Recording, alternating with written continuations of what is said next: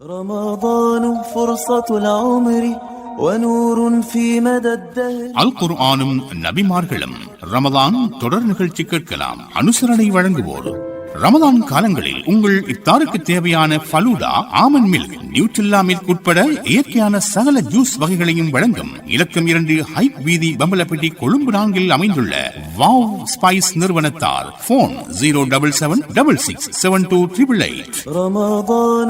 அல் குர்ஆனும் நபிமார்களும் வழங்குபவர் திஹிவளை ஜாமியா அல் இமாம் அல் அஷ்அரி அரபு கல்லூரியின் தலைவரும் ஷரியா துறை பட்டதாரியுமான மௌலவி அஷேக் அஷ்ரப் மஹ்தூம் அல் ஃபாசி அல் அஷ்அரி அவர்கள்.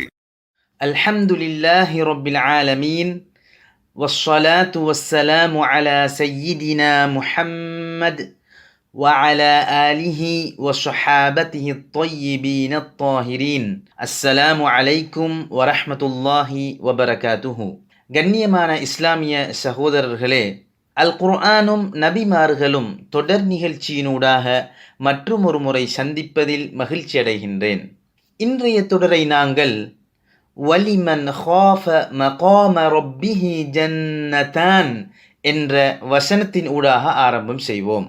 இந்த திருவசனமானது அல்லாஹு தஆலாவுடைய கட்டளைகளை சரியான முறையில் நிறைவேற்றுவதற்கும் அவனை சரியான முறையில் தக்குவா கொள்வதற்கும் எம்மை தூண்டுகின்றது. தக்குவா என்றால் என்ன? தக்குவா என்றால் அல்லாஹு தஆலாவுடைய கட்டளைகளை சரிவர நிறைவேற்றுவதும், மேலும் அவன் விலக்கிய விடயங்களை, ஹராமாக்கிய விடயங்களை முற்றுமுழுதாக தவிர்ந்து கொள்வதும் தக்குவா எனப்படும்.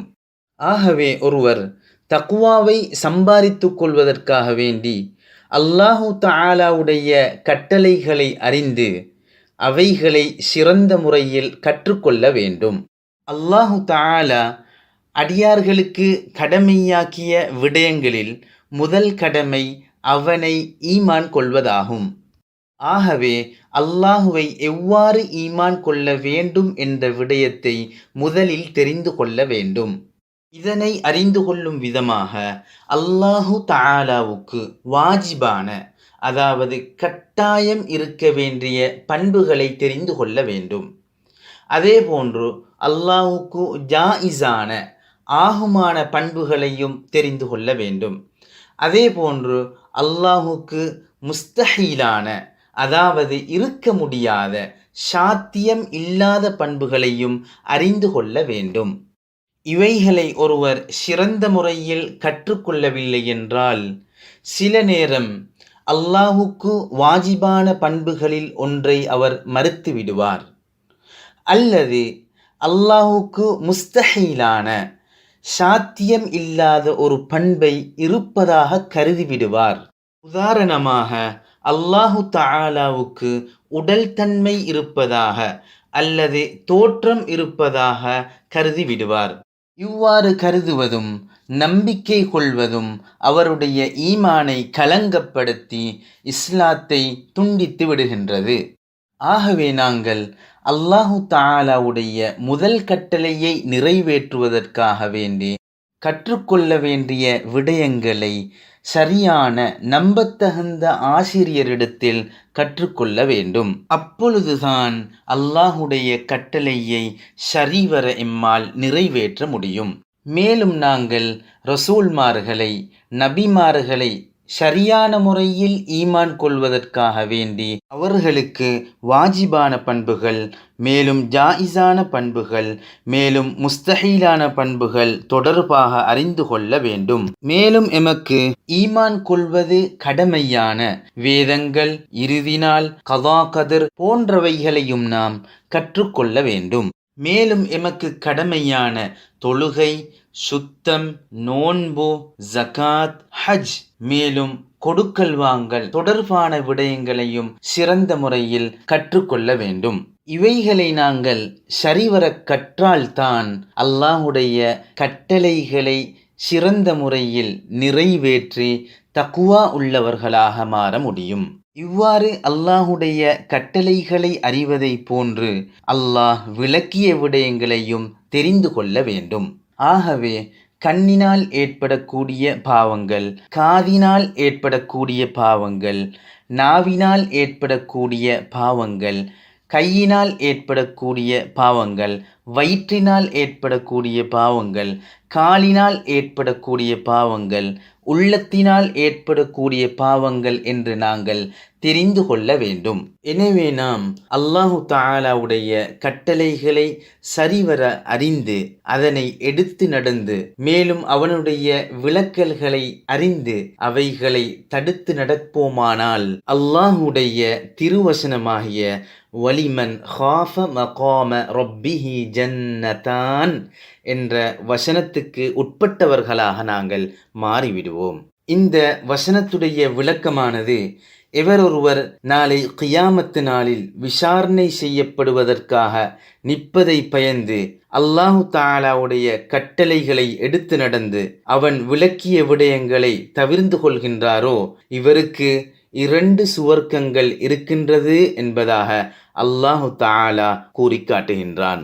இந்த வசனத்திலே உள்ள மகாம ரப்பிஹி என்பது விசாரணைக்காக நிற்றல் என்பதையே குறித்து காட்டுகின்றது. மாறாக அல்லாஹ் இருக்கும் இடம் என்று பொருள் கிடையாது. ஏனென்றால் அல்லாஹு தஆலா இடங்களின் பக்கம் தேவை காண மாட்டான். அவைகளை விட்டும் அவன் தூய்மையானவனாவான். மேலும் இடம் என்பது அல்லாஹ்வினால் படைக்கப்பட்ட ஒரு பொருளாகும். படைக்கப்பட்டதின் பால் அல்லாஹ் தேவை காண மாட்டான். ஆகவே நாங்கள் அறிந்து கொள்ள வேண்டும், அல்லாஹு தஆலா வானத்தில் வசிப்பவனும் அல்ல, பூமியில் வசிப்பவனும் அல்ல, அரிஷிலே உட்கார்பவனும் அல்ல, கஅபத்துல்லாவிலே வசிப்பவனும் அல்ல, ஒரு மனிதனுடைய உள்ளத்தில் வசிப்பவனும் அல்ல. ஏனென்றால் இவைகள் அனைத்தும் அல்லாஹ்வினால் படைக்கப்பட்டவைகளாகும். அல்லாஹ் அவன் படைத்தவைகளின் பால் தேவை காண மாட்டான். இந்த கருத்தை தான் அல்லாஹு ஸமத் என்ற வார்த்தை எமக்கு தெளிவுபடுத்தி காட்டுகின்றது. மேலும் நாங்கள் அறிந்து கொள்ள வேண்டும், தேவை காணக்கூடிய ஒரு பொருள் படைப்பாளனாக இருக்க முடியாது. மாறாக படைக்கப்பட்ட ஒரு பொருளாகத்தான் இருக்க வேண்டும். ஆகவேதான் அல்லாஹு தஆலாவுக்கு உடல் தன்மை கிடையாது. அவனுக்கு எந்த விதமான உவமையும் கிடையாது. அவன் ஒளியை போன்றவனும் அல்ல, இருளை போன்றவனும் அல்ல, உயிரை போன்றவனும் அல்ல, ஜின்னை போன்றவனும் அல்ல, மலக்கை போன்றவனும் அல்ல, மனிதனை போன்றவனும் அல்ல. ஏனென்றால் இவைகளுக்கு உடல் தன்மையும் உவமைகளும் உள்ளன. எவைகளுக்கு உடல் தன்மை இருக்குமோ, உவமைகள் இருக்குமோ, அவைகள் மற்றொன்றின்பால் தேவை காணாமல் இருப்பதை பகுத்தறிவும் மறுக்கின்றது, மார்க்கமும் மறுக்கின்றது. கண்ணியமானவர்களே, இன்ஷா அல்லாஹு தஆலா நாளை மற்றுமொரு தகவலுடன் சந்திப்போம். அஸ்ஸலாமு அலைக்கும் வரஹ்மத்துல்லாஹி வபரகாத்துஹு. رمضان فرصة العمر ونور في مدى நேர்கள் இதுவரை அல் குர்ஆனும் நபிமார்களும் ரமலான் தொடர் நிகழ்ச்சி கேட்டீர்கள். வழங்கியவர் திஹிவளை ஜாமியா இமாம் அல் அஷ்அரி அரபு கல்லூரியின் தலைவரும் ஷரியாத்துறை பட்டதாரியுமான மௌலவி அஷேக் அஷ்ரப் மஹ்தூம் அல் ஃபாசி அல் அஷ்அரி அவர்கள்.